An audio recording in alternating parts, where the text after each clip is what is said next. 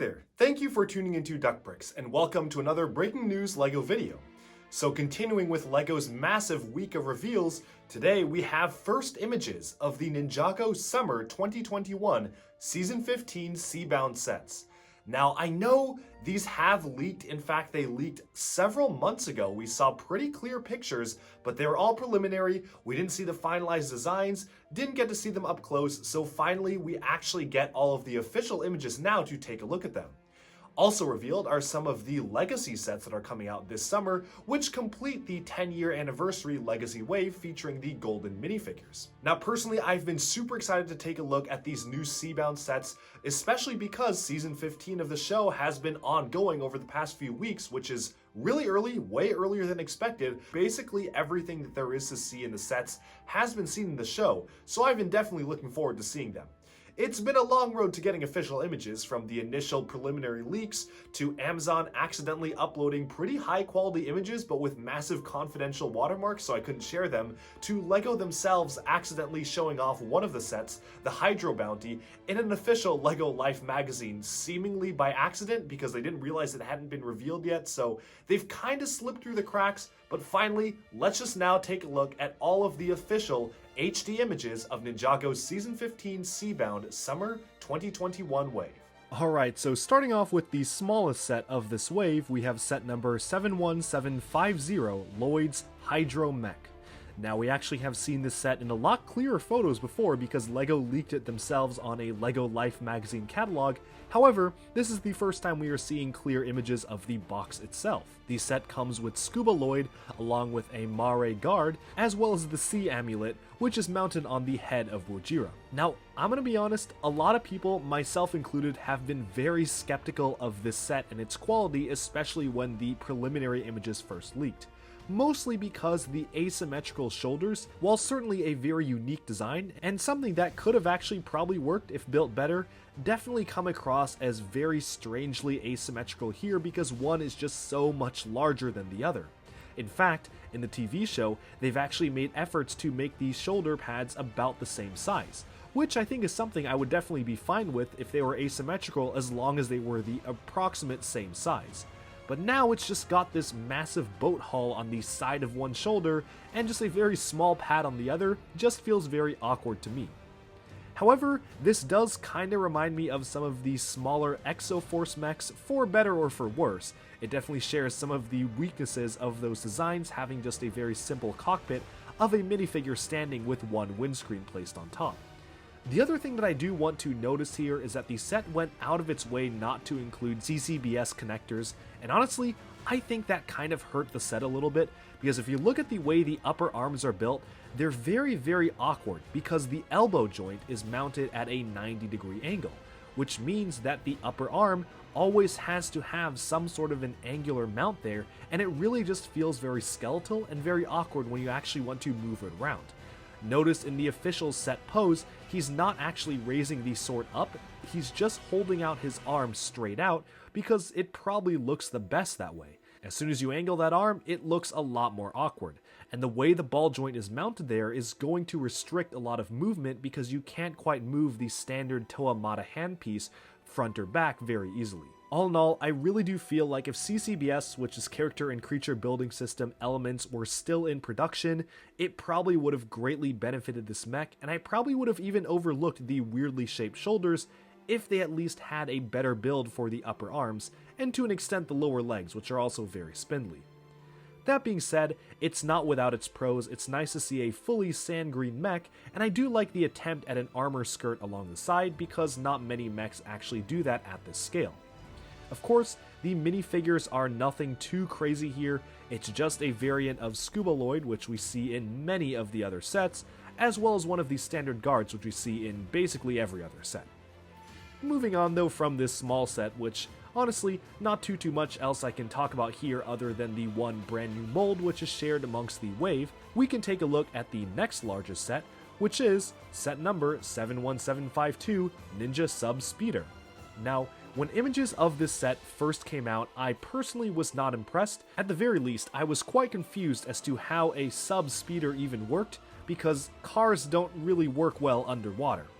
However, as the episode that literally just came out today showed, the car actually has a transformation feature. Unfortunately, this is the only image we have of the set, which is the front-facing box art, which means I can't really show you how exactly that works, but if you look closely at how it works in the show, and if you look closely at the set image, you'll notice that the back wheels can angle backwards, acting as scuba jets, and the front wheels can angle up, which can propel it up and down.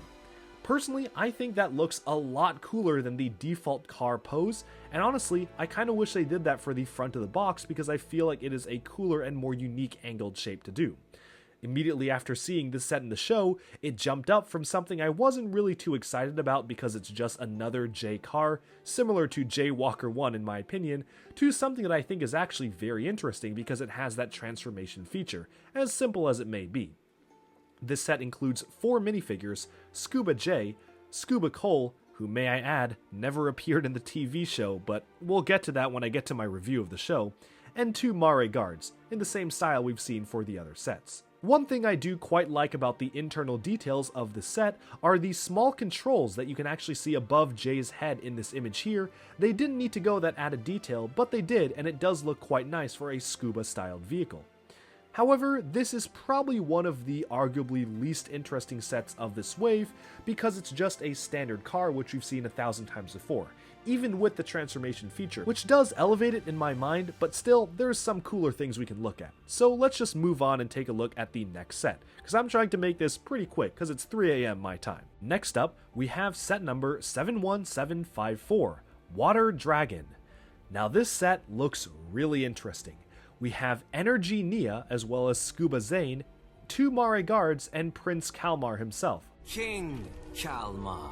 This water dragon is a pretty fantastic one, and especially great because we've never actually gotten a water dragon from Ninjago before.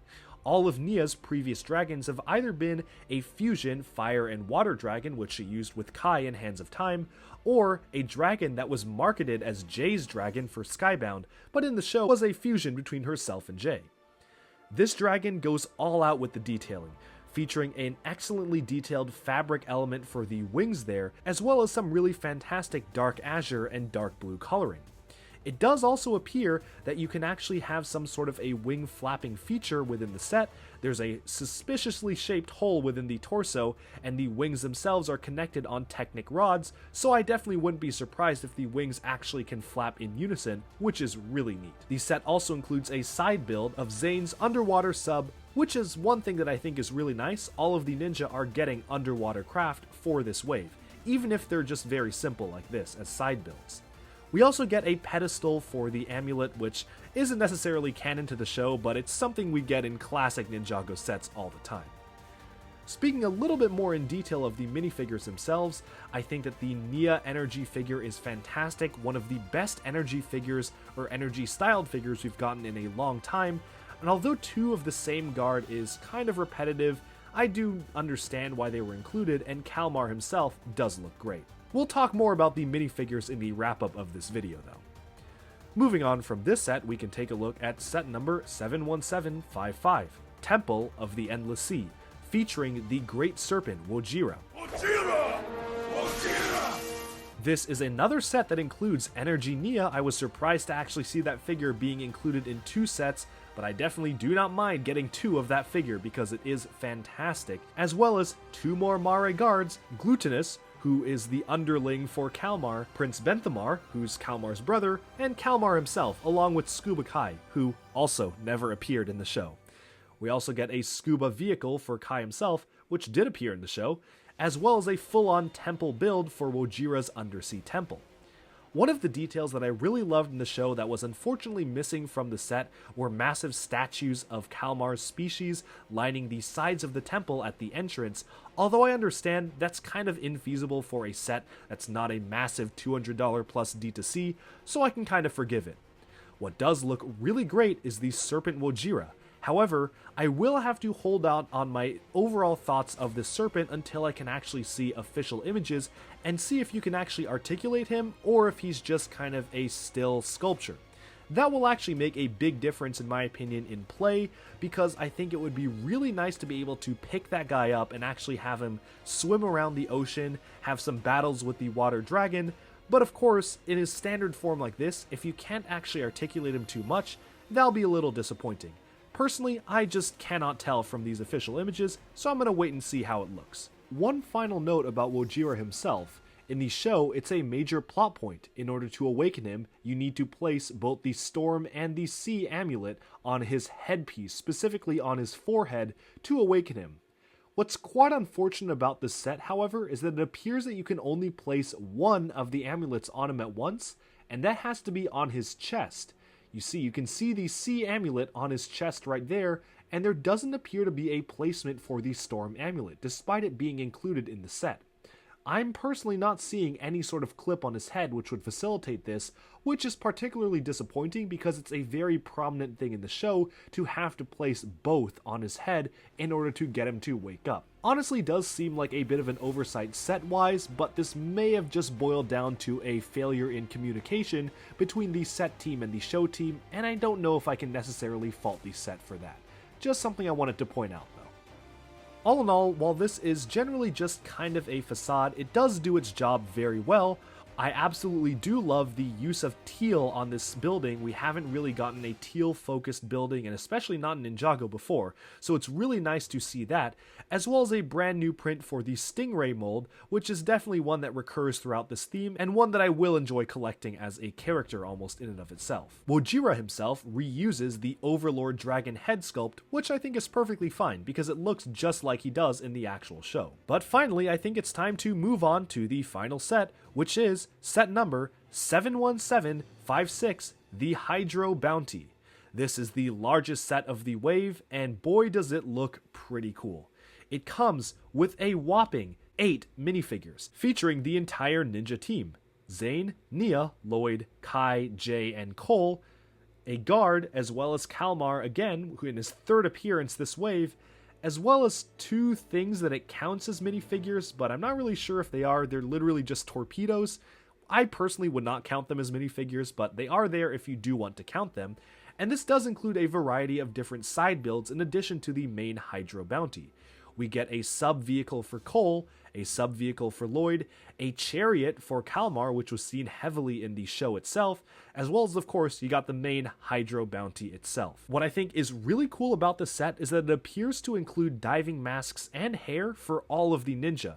It doesn't quite show it on the box, but if you look closely, Jay is shown with his head wrap in the smaller corner of the box image, while he's wearing his full scuba suit on the main image. If you also look closely at the box art, you can see Lloyd wearing half of his scuba mask, while he's wearing just his hair on the main image. So this may actually be a sign that both masks and hair are included, which would be really excellent for a Ninjago set like this. Personally, I'd love to see another set with Nia's new dual-molded head with hairband, where it doesn't feature it in a transparent color, which is cool to get, but I would like it in a normal color, as well as just the standard Legacy sets, which do have just one of it for the Golden Nia. But speaking of the Hydro Bounty build itself, I am a lot more sold on the construction of this than I was previously, especially because of how good it looked in the show. One detail that really stands out to me that wasn't evident from preliminary images are the use of standard dark tan shields as some sort of an engine array.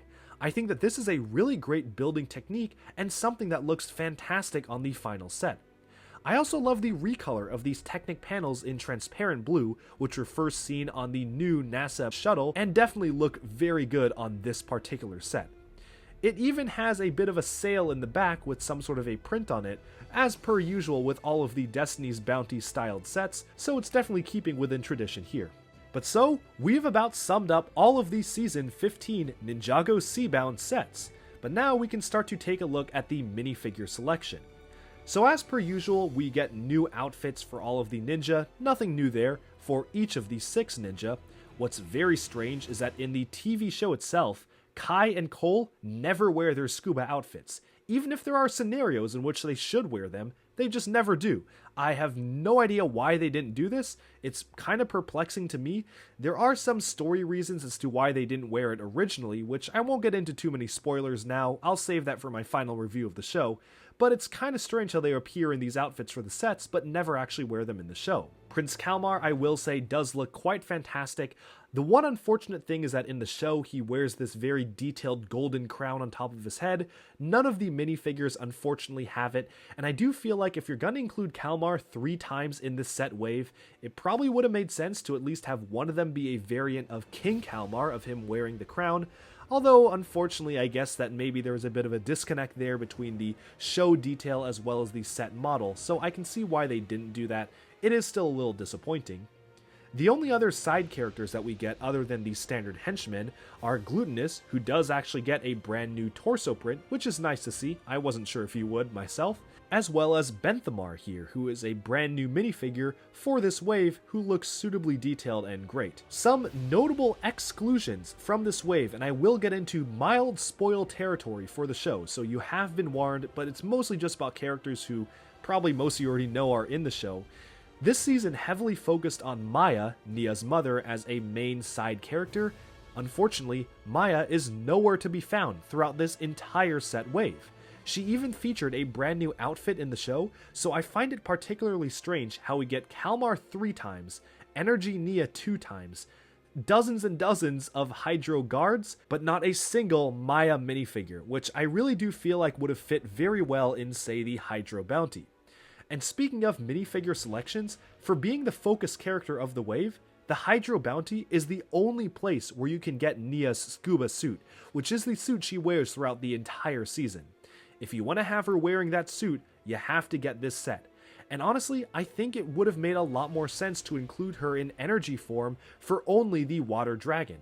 And instead for the Temple of the Endless Sea, they probably would have been better off including her in her scuba form instead of the energy form, especially because it makes a lot more sense story-wise, as well as the fact that the energy form appeared for 2 episodes at the end, albeit looking very cool, whereas the scuba form appeared in the other 14. And finally, just to summarize kind of the ninja scuba suits in general, personally, I'm not the biggest fan of how oversized the helmets look. I think ironically, the show form actually did it a lot better because the helmets are a lot more slimmed down, and they actually do work as full-on small-scale helmets.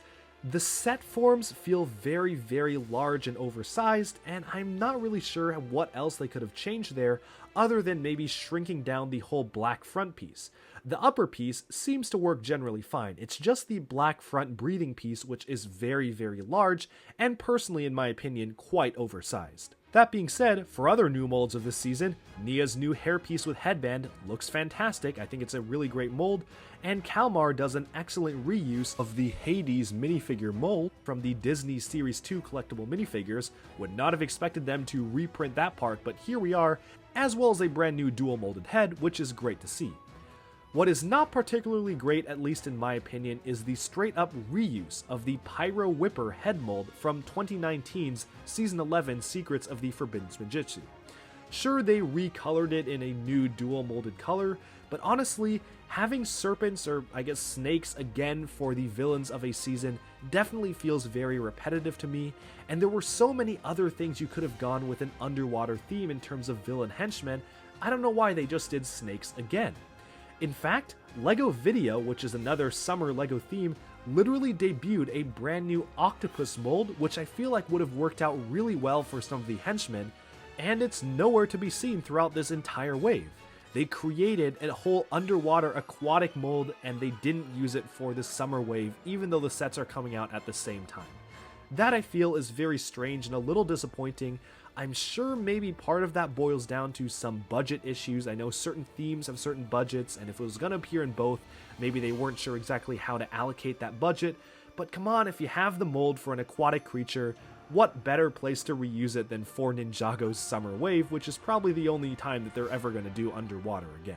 But all in all, I think that minifigure selection is decent. We get some fantastic minifigures, like the Energy Nia figure is immediately one of my favorite Ninjago figures ever. But then you get some of the classic figure locking stuff that Ninjago always tends to do by locking certain desirable minifigures in the most expensive sets of the wave. Nia's standard scuba suit in particular, you gotta buy the Hydro Bounty to get it, which is very, very disappointing, and I really wish it appeared in a smaller set, or at least another set for people who didn't want the Hydro Bounty. But with that, I think we've about wrapped up our look at this particular wave of Ninjago Season 15 Seabound. Let me know down in the comments below which set is your favorite. Have you seen Season 15 Seabound yet? And don't worry, my review is coming out, if not today, then tomorrow. It was originally supposed to come out today, but then these images appeared in the middle of me recording it, and I figured this was a little bit more topical to do. But now with that, let's move on to the final legacy sets of this line. We're only getting 4 legacy sets, 2 of which are 4+, so we're really only getting 2. Starting off with the smallest set here, set number 71734, Kai's Blade Cycle. Now we've actually gotten Kai's Blade Cycle as a legacy set before, but it was a 2-pack with Zane's Snowmobile, and it is nice to get it in a smaller juniorized form here. No new minifigures for this set. The Serpentine is the same exact one that appeared in Jay vs. Serpentine, but I think the bike is perfectly serviceable. I can't say much about it because it's a junior set. Let's just move on. Speaking of our other junior set, this is set number 71749, Final Flight of Destiny's Bounty. Now I'm gonna be honest, when set names first leaked, I thought that this was a mistake. I thought that the piece count stated, which was very small, meant that there was absolutely no way that they would do the legacy version of the Final Flight of the Destiny's Bounty in a junior set. Well, I was wrong, and they are doing it in a junior set, but this doesn't necessarily rule it out for future legacy sets, so I'm definitely not counting it against it. For a junior set, I'd say it's pretty decent. We get a brand new excellent looking print of the dragon head mold, as well as a full-on sail included in this set. Sure, the boat design is very simplistic, but what can you say, it's a junior set. We even get a dragon with a specialized vinyl wing piece to combat it, which does look quite good. The one thing that doesn't look good though are the use of the standard ninja suits. I understand maybe wanting to keep the Deep Stone / Airjitsu suits for the ninja exclusive to maybe next year's wave of Ninjago, but these are just inaccurate for a legacy set focused on Season 5, and they already made Zane's Deep Stone suit for one of the Titanium Mech sets, which was also a possession set, so I don't know why they didn't use the Deep Stone stuff here other than blatant attempts to not make the figures in this smaller set exclusive, so they could charge you more for those figures in larger sets next year. The Ghost, unfortunately, is also not exclusive because it's just a standard one that appeared in Cole vs. Ghost. Personally for me, I'm just holding out hope they actually do the real Final Flight of Destiny's Bounty as a actual large-scale legacy set, hopefully next year or even the year after. But now moving on from these 4+ sets, let's take a look at the larger legacy sets, starting off with set number 71739, Ultra Sonic Raider. This is pretty interesting to me because it's a very scaled down version of the original Ultrasonic Raider, and even a more scaled down version than the Ultra Stealth Raider. However, this does debut 2 new minifigures. One is a new Hypnobrai minifigure. I was kind of shocked to see they still had that head mold in production. Maybe they brought it back for this wave because I would have thought it'd be long discontinued by now, as well as a Golden Legacy Zane, who, for whatever reason, is in his Forbidden Spinjitzu outfit. I guess they want to harken back to the Ice chapter, which, personally, I don't really consider to be Zane's season, because he didn't even show up in the season most of the time until the very end when it was revealed that the Ice Emperor was actually him. In terms of the vehicle itself, it does appear like it has some sort of a transformation feature using lift arms in the back. Very excited to see that in action, and it's definitely something more unique than the actual set, but it also is very scaled down, which is again something I do feel like is a good thing. I think it definitely works as a scaled down vehicle, and obviously you can actually get all of the ninja to fit in the set, which is even better than the previous set, which couldn't actually fit all of the ninja, strangely enough. Again, the standard legacy suits are reused, but I can't fault them for this one because it does make sense in universe. But then we can move on to the final Ninjago legacy set for summer 2021, set number 71753, Fire Dragon Attack, featuring limited edition Legacy Golden Nia and no other exclusive minifigures. This is fantastic. It's probably going to be one of my favorite Legacy sets. I have been waiting for a long overdue remake of the Fire Dragon, or even just any of the dragons from the pilot seasons, and this does not disappoint. We got it as a junior set, and I was begging they do it as a real set, kind of like I am with the Final Flight of Destiny's Bounty, and they finally are doing it, featuring this fully well-sculpted head mold, as well as fabric wings, which are printed very excellently. I love how the underside of the dragon slopes off to the Keat Orange or flame yellowish orange color. We've got some excellent detailing on the wings, and even the legs themselves can have the feet move. All in all, it's a pretty fantastic build. and I can't really fault this one too much on really anything. I think it's just pretty fantastic. It also makes a lot of sense to include Nia along with her brother Kai, so I do like her inclusion in this set. And the Golden Nia being focused on Seabound makes a ton of sense, because it's absolutely her focus season. Alright, and with that, we've taken a look at every single new summer 2021 Ninjago set, be it Legacy or Seabound. Let me know down in the comments below, what do you think of these sets? Are you liking the Seabound TV show so far if you are watching it? And which one of these sets and figures is your favorite? As always, stay tuned to Duckbricks for even more LEGO news, reviews, discussion, and analyses coming your way very soon. Thanks so much, and bye-bye for now.